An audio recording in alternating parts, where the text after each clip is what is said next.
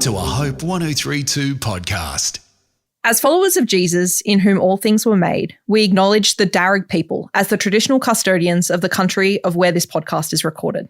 We acknowledge their continuing connection to the land and waters, and thank them for protecting this land and its ecosystems since time immemorial. We pay our respects to elders past, present, and future, and we extend that respect to all First Nations peoples listening today. Hope Book Club with Georgia Free. Because life's just better with a book. Hi, I'm Georgia, and welcome to episode 69 of the Hope Book Club podcast, where we chat about books from a hope-filled Christian lens. Firstly, announcements and housekeeping at the start of a new year for 2024. You may have noticed that I am without my lovely co-host Simone, which I am very sad about.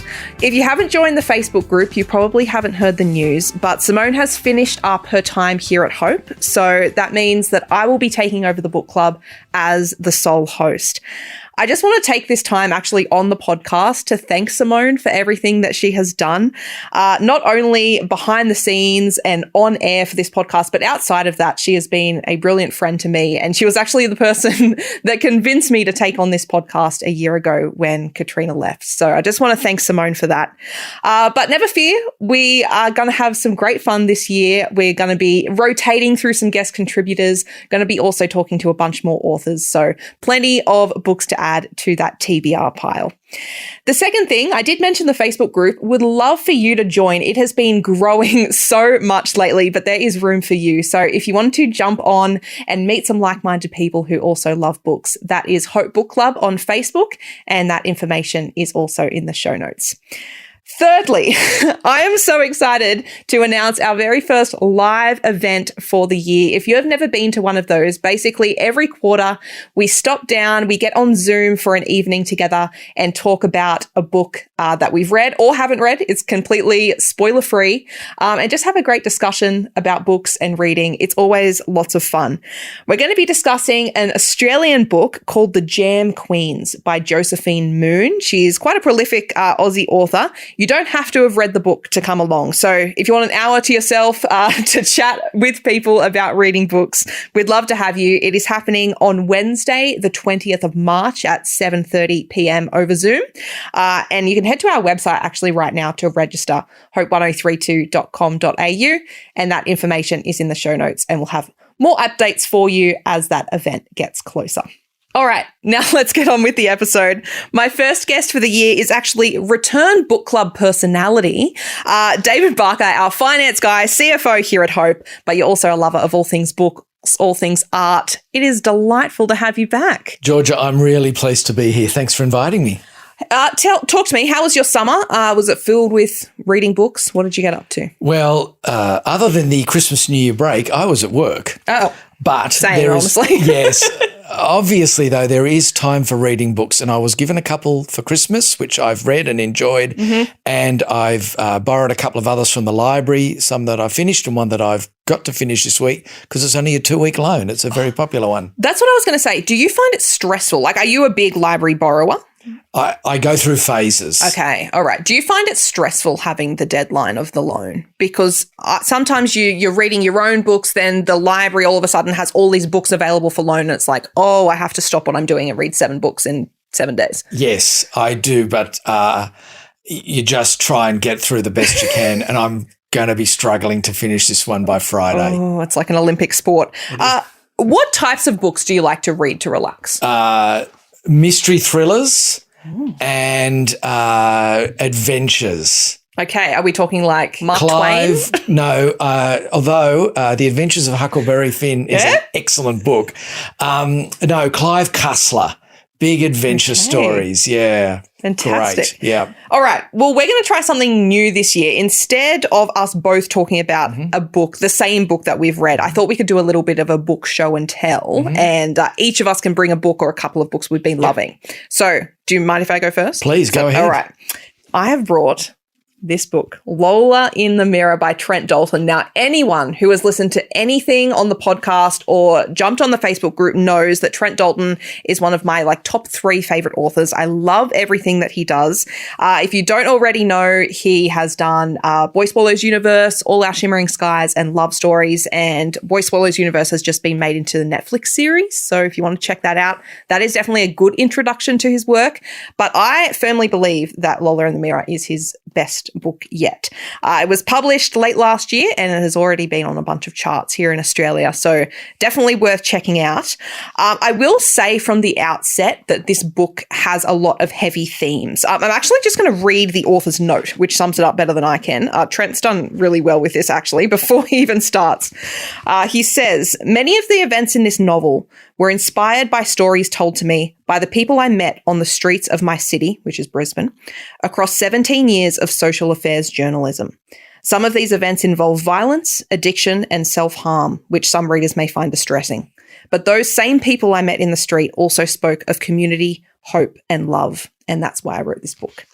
So if you are not ready or you don't like reading books with a lot of heavy themes, it does have a lot of strong language as well. This one may not be for you, but I got to say it is absolutely brilliant. A little bit about Lola in the Mirror. It is focused on an unnamed teenage girl. We don't know her name. She doesn't know her name. She has lived her whole life without knowing her identity, and that is because she is houseless and on the run with her mother. They live in an orange van with 4 flat tires in a scrapyard in Brisbane, and it becomes clear at the start of a book that the mum has escaped a domestically violent relationship and something has happened to the father, and she has been on the run for 17 years. She's done something that's going to get her in trouble with the law, but she has so far pretty much run across the country. And the mum tells the daughter that on her 18th birthday, the mum will hand herself into police. She'll go to prison for whatever she's done. We don't know what she's done. And her daughter will be free to live her life as she chooses, because she won't be handed back into the system. However, 2 months before the daughter's birthday, her mum drowns in the Brisbane River, saving a child who fell in. And the girl is left to discover who she is alone with no answers. And that is where the story basically starts. This all happens in the first 50 or 100 pages or so. This is a 500 odd page book. So it is a long one. It is brilliant. It is absolutely so good. What are your first impressions? Hearing this, sounds like something you'd like? Interesting. It's piqued my interest. I'm not sure whether that's really my cup of tea, but it's certainly interesting. Okay, good. All right. For my first impressions of the book, this is a really unique thing about it. This book is actually interspersed with drawings. So it's not a children's book by any means, but the book actually starts with an artwork. And when you turn the page, the artwork has a plaque with the name and the publish date and a description like you would in an art gallery. And we soon realized that the main character, this girl, is the artist, and these are her drawings. And her one dream is to have an exhibition at the Met in New York after she dies. She wants this posthumous exhibition where, everyone knows her name and everyone gets to talk about her life and her suffering and her tragedy as basically this arc for, a brilliantly artistic life. And this is the way that she kind of escapes her reality. She sometimes imagines that all the bad things happening in her life are simply going to be something for someone else to reflect on in 100 years and marvel at her works. So I really love that, because we see about 20 or so of these drawings throughout the book, and we actually get to see, as readers, the story unfold in a slightly different timeline, because it's almost like foreshadowing events that happen. Yeah, it's quite bizarre, I guess, telling the story in the future a little bit. It's really cool. It actually does help move the story along as well, because I will say my one gripe with the book is that it does have some pacing issues sometimes, and it's it was very easy in the first probably 150 pages to just not pick it up again. It reached a natural point where it's this is really going to something's going to have to happen here. When you reach that points in books like that, do you abandon them, or are you a bit of a... No, I persevere. I hate abandoning books. Me too. I've abandoned a couple over the years. Do you want to name and shame? Do you even remember them? A Martin Cruz Smith book. which was a spy Cold War thriller. There was one more recently, but I can't even remember what it was. I just got into it and I thought, this is terrible. Yeah, can't do it. No. I was the same, I think, as you. I really don't like, I'm a bit of a, type A perfectionist personality. You got to see things through to completion. But also I have this fear of like, I'm only going to be alive for like 80 years and I'm not going to be able to read all the books that I want to read. So like, why am I wasting my time? So there's that situation. To depress you a little further about that. Don't say that. Even if you could read 24 hours a day, 7 days a week, you couldn't read all the books you wanted to read, let alone the ones that you might be interested in. Now, you're a young person, so you've got plenty of years to read, Georgia. Yeah, this has just made me sad. All right, I'm going to keep moving on to the things that I actually really loved about the book as well. Firstly, the setting. I am not a big settings person in a book. I don't know if you're the same as me. If it's setting versus characterization, I'm all about the characters. If I don't like the characters, I'm out. Even if it has a brilliant setting, I don't know if it's because I don't have a super visual, vivid imagination. Like I can imagine things in my mind's eye, but I'm not like, it's not like a movie scene when I'm reading a book. I don't know really what I'm imagining half the time. So if I can't connect with the character, I'm not going to connect with the brilliant setting. For me, it's characters as well. I think you've got to engage with them and like them or relate to them in some way. And I think that really hooks you in. Visuals, settings are great. If you've been somewhere, that's good. I think that helps. But I'm with you, a good character, an engaging character that is integrated into pushing the story along is the way to go for me too. Yeah, 100%. So I think the characterization here is brilliant. Immediately you are drawn to this main character. You don't even know her name. Generally, that's the identifying factor, right? But you just want things to work out for her. She's just had such a hard life and you're like, if you just hang on a little longer, maybe your luck will turn. So I think she is just instrumental in moving this story along. Also, all the side characters pretty much, except for the really evil ones that are just monsters. But so many of them, Charlie, this girl's best friend, this girl's mum, who we only really see for the first, 50, 100 pages. So many of the other houseless people that live in the scrapyard, Roz and Serge, they're so great. And I think what this book does really well, and I think this does come from Trent's background as a journalist, it shines a real light on homelessness or houselessness, as the main character liked to refer to it, because she's like, I'm not homeless, I have a home. My home is my family. My home is my art. But most of the characters in this girl's life are homeless and are invisible to the rest of society. In fact, that there's this scene where the girl is walking along in peak hour traffic in the middle of the Brisbane CBD, and there's just people rushing past her and not even noticing her. And she screams into the void, I am invisible. And no one stops and no one even looks at her. And it's just, I found that so poignant, because homelessness is just such a growing issue in all major cities, regional areas, just throughout Australia. But just, I think it made me stop and think, it's like, how many invisible people, how many people's stories just are known by hardly anyone, who we walk by each and every day. That was a really kind of, just something that I really took out of the book. And Trent not only gives them a voice, but he gives them the voice. They are the main characters in this book, and we are invested in their stories. But he also doesn't shy away from the roughness, the grittiness of homelessness. This girl, to survive, is a drug courier for a character in Brisbane's underworld. There is just so much that a 17-year-old shouldn't have to deal with. One of the characters has been on a waiting list for housing for 4 years and no signs of getting off the list because there's just not enough accommodation. They even talk about the Brisbane 2032 Olympics in here, and they're all starting to plan, and the scrapyard gets sold to a company that's going to tear it down and build athlete accommodation. And you just think, what? Like, how is that more important, temporary 2-week accommodation, than having a home for these people? And you just think, this stuff happens every day. This is the kind of thing that is happening every day. So that was definitely a challenge for me. Have you read a book like that kind of challenges your perception of like those real life events? I read last year a book called, I think it was called, I'm trying to, off the top of my head, Black Man, White Law. And it's all about the plight of Aboriginal and Torres Strait Islander Australians who live in the Northern Territory and how they're dealing with a law that just has them on the back foot time and time and time again.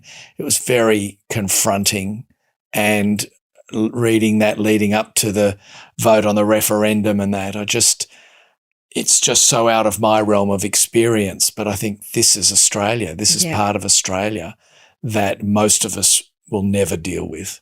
Yeah. So important. And I found that similar kind of thing here. It's just so out of realm for so many of us, and yet it's everywhere. That's correct. So many people's reality.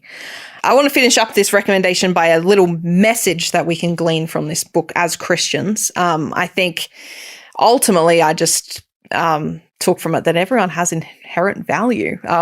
As humans, we are born in God's image, every single one of us, and each of us have a story, and God cares about every single one of us. And I think that should be enough for us to care about our neighbours. We should do everything in our power to love our neighbour, whatever that looks like. And simple acts of kindness. We're not going to be able to solve the homelessness crisis, one person, but single acts of kindness can make a difference. There was this one shop in the book, this Indian takeaway shop, that every night gave away their free food. After 9 p.m, houseless people could come and they'd be given food for free, no questions asked. And there are characters in the book that quite literally relied on that to survive because they had no money. And I think that things like that, things that we can do in our own life that, don't have to be revolutionary, can really change someone's path and change their journey. So that's what I took from the book. In terms of who I would recommend it to, obviously it does have heavy themes. So if that's not your vibe, probably don't read this one. But there are a couple of Facebook comments of people who had already read it that I want to read as well. Lauren saying, I found parts of it challenging, had me really thinking about houselessness and how some people in society have many privileges and advantages and others don't. Really loved the main character, and I kept reading because I wanted to know that things would work out for her. And honestly, that's what kept me reading as well. And it does have a very satisfying ending.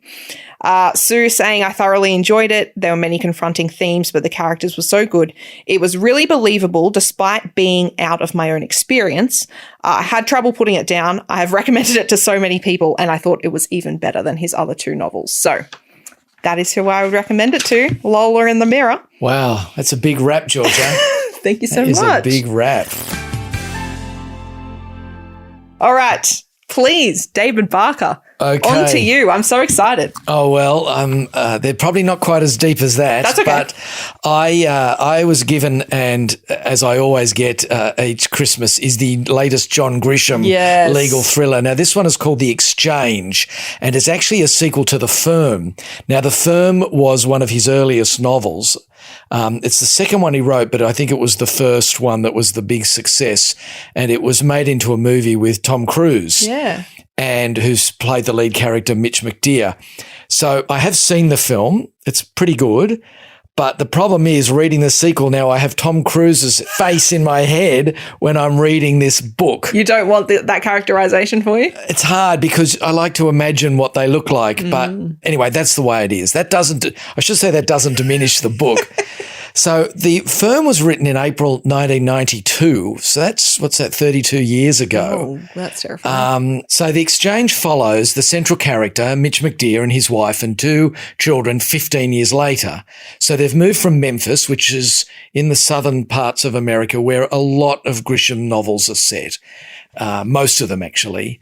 And they're now in New York, and he's a senior partner in a big firm, and they're making the sort of money you would imagine that people those that can afford to live in New York. Yeah, correct. But it's actually a hostage negotiation book. They're doing work for a Turkish company doing work in Libya when Gaddafi was still alive. So in that sense, the time frame works. But as I read the book, I still kept feeling like it was a current book, even though the references to time were back in that time. Do you think that's because it was written? He didn't write it in 2007. No, it was only written last year. Yeah. So do you think it didn't quite sit quite right for me in that way. Okay. Like it felt like I was reading in 2023, but even though it's set 16 years before in 2007, it didn't quite gel, although the historical characters that are referred to are of that era. So, in fact, one of his associates gets kidnapped by some people who want to hold her as a bargaining chip, and there's a negotiation for money. So it becomes a hostage negotiation book rather than a legal thriller. So for me, who was looking forward to the legal thriller, it didn't quite hit the mark for me. And I love John Grisham. So this is his 41st novel for adults. 41st? Yes. What? And he has 7 novels for kids as well, the Theodore Boone series. Have you read all 41? I had a look through. I think I've read about 38 of them, and I've read one of the kids' ones, the Theodore Boone series, which are fun. And yeah, as I said, I really like them, but this one just didn't quite work for me. Do you think it's because he was trying too hard to, was he trying to stray from the formula too much? I don't know. It just seemed too incredible. It just didn't feel quite believable. Now, of course, I've never been a partner in a large New York firm dealing with Turkish companies building bridges in Libya. That's just not my career. Sure. However, it just didn't quite sit with me in that way. I haven't read any reviews. Can I ask a question? Why do you keep going back to John Grisham? Is it the familiarity? Is it because you kind of know what you'll get? It's different every time. Oh, okay. They're really different. It's not. Yes, there are lawyers involved, often in small towns, trying to fight big business or dealing with family histories and town secrets and past, but not always. One of the more recent books was about a sociopathic judge, which was quite interesting. That was 2 together. I think mostly the books are standalone, so you can go in. You don't have to know the history. Yeah. You just go in. Occasionally, characters come back for a second book, but he hasn't got a series of whatever, which a lot of authors trade on, of course, because they get a hit and away they go. And that's fair enough. I thought that this story might have been better with different characters. Okay, explain and that not more. tying. I just didn't feel the connection with Mitch McDear it just didn't work for me. Is that because it had been so long since I think it had you read been the so firm? long. I mean, yeah, I read the book, 32 years ago. I remember it well because it was a very, very good book. Very good book, The Firm. But I just thought it could have worked possibly better with completely new characters, a new lead. That's just me. I mean, others who love Grisham may be up in arms and sending it in. But I love the tension. I love the unexpected twists and turns of the book because they were certainly there. As I said, I think it would have been better with new characters. But it did feel like it was set in 2023, not 2007. Yeah. So I think it could have worked with new characters set contemporaneously. Yeah, sure. And I think it would have worked very well. But this is minor stuff. I mean, Grisham, I love it, obviously. And they're just great to read. So I really enjoy that. I did miss the Southern City settings that he normally writes in. And you've grown attached to Memphis? Yeah, well, it's not really Memphis. It's all these other places all over the South.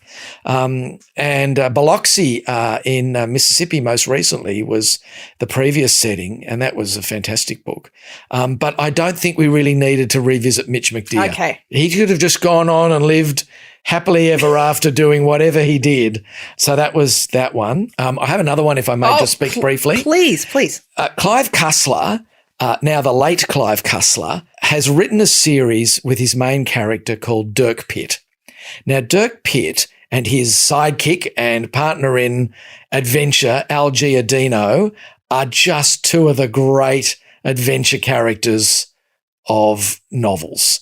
They did make a movie of one of the books called Sahara with Matthew McConaughey playing Dirk Pitt, and I'm going to say Billy Zane, but I'm not confident on that, playing Al. I'm sorry. You already know more than me. So a great fun adventure. Now, Dirk Pitt's been in, I think I wrote down how many books he's been in, 27 in that series, and I've read all of those. 27? Yeah, just great adventures going right back. This series started in the late 1970s. I didn't get onto it until probably the 1990s. And Dirk Pitt and Al Giordino are two great friends, have been friends for a long time, do all this stuff for NUMA, the National Underwater Marine Agency, and they find treasures. They're not treasure hunters. They're looking for the benefit of the oceans of the world and worldwide, and they fighting people who are trying to destroy the oceans. But they've also found they raised the Titanic long before James Cameron filmed the film about it. And they found Atlantis and all of this kind of stuff. It's great, fun adventure. Their sarcasm and wit and dry humour is superb. Their adventures are great. And this particular book, The Corsican Shadow, which these characters have now been written by Clive's son, Dirk Cussler, named after Dirk Pitt, the adventurer. Oh, wow. And he was really born into that role, wasn't he? And he's been writing them, and they're still just as good, I think. And they're trying to fight this ruthless cabal. They're always ruthless, trying to destroy the water treatment facilities in key cities around the world. So you're traveling all around the world on a great adventure. Cussler was a prolific author and had 5 or 6 or 7 series going on, and you just can't keep up with them all. He must have had so many like storyboards. Yeah, and co-writers with a lot of them.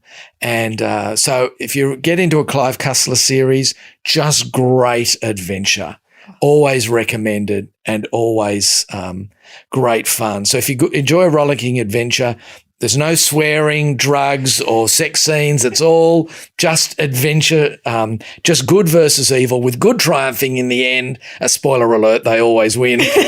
With a quip and very dry humour, and they're just great fun. So I've read all of those, and as soon as they're out, they've just read. Oh, fantastic. All right. Yeah. John Grisham, Clive Cussler. Yeah. Many, many books to read by both of them. Grisham you can dive into anywhere, which is great. Great.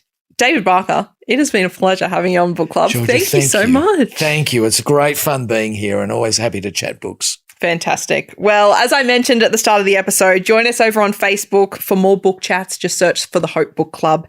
And join us at our live event over Zoom on Wednesday, the 20th of March at 7:30. We're going to be discussing The Jam Queens by Josephine Moon, and you can register right now at our website, hope1032.com.au. We would also love this podcast to reach more people. So the way you can do that is to rate, review, subscribe wherever you're listening to your podcast, and also share it with some bookish friends who you think might like this episode, and invite them to the Facebook group as well. Until then, stay reading. I thought I would carry on Simone's tradition with a book-related quote. This one from Jane Austen. If a book is well written, I always find it too short. We'll catch you next time.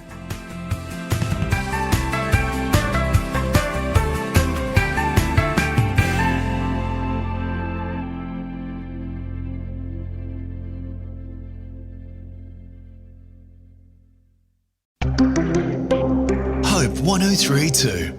Thanks for listening.